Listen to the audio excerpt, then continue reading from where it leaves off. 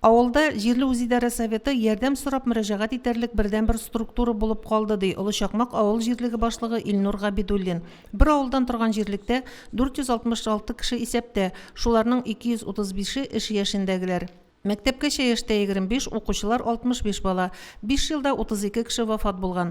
Район үзәгенә якын булу, күченмичә йөреп эшләү мөмкинлеге бирә, яшьләрнең авылда калуына этәргеч булып тора. Крестьян-фермер хуҗалыкларында маллар саны артуга таба, шәхси хуҗалыкларда сыерлар саны кимүе күзәтелә. Әйләнеш юлга ремонт барганда авыл эчендәге юлларда төзекләндерелсен иде дип авылдашлары теләген белдерде җирлек башлыгы. Җыендагылар пай җирләре өчен түләүгә ачыклык кертүне сорады. Мен инде хәзер ничә тапкыр сорадым, ни акчалата юк, конкрет әйбет, ни зерно бирәм дими. Ул чагында әгәр дә акча биргән очракта зерно бәясеннән чыгып буламы? Быел бит инде зерно кыйммәт.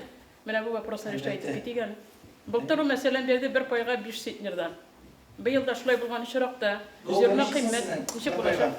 1 пайга ничә доллар бармы? 5 центнер торабыз. 5 центнер бәясе. Менә шу 5 центнер бәясен быелгы бәя белән биргән ешектер бит. Район башкарма комитеты җитәкчесе Рафаэль Демидов үзара салым җыюга тукталды һәм сорауларга җавап бирде.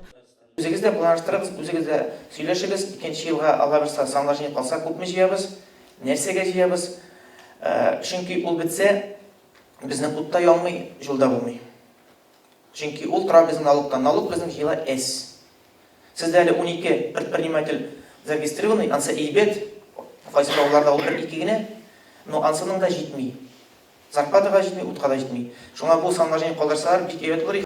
Рус Шуган авыл җирлегендәге 4 авылда 544 кеше яши. Соңгы 5 елда 13 сабый туган, 49 кеше вафат булган. 306 кеше эш яшендә, аларның да күпчелеге яшәү урыны дип шәһәрне сайлаган. Авыл җирлеге быел иң яхшы муниципаль практика Бөтен Россия конкурсының республика этабында 1нче урынны яулаган. Мәктәп директоры Фирдәүс Фәрхетдиновның авыл мәгарифе тарихына багышланган проекты 444 мең сумлык грант тоткан. Бу средстволарга мәктәп тарихы музее ачылачак. Фирдәүс Фәрхетдинов коллектив эшчәнлеге белән таныштырды. В Русско-Шуганской основной общеобразовательной школе имени Днепрова на 1 сентября 2021 года обучаются 35 учащихся в 7 класс-комплектах и воспитывается 5 детей в одной разновозрастной дошкольной группе. В прошедшем учебном году 9 класс закончили 4 учащихся. Основной государственный экзамен по русскому языку и математике, контрольную работу по географии сдали успешно. Средняя оценка по всем предметам 4. Җыенда район башлыгы урынбасары Азат Әхмәтҗанов катнашты һәм сорауларга җавап бирде. Мөнира Арсланова, Динар Минхаҗев, Мөслим телевидениесе.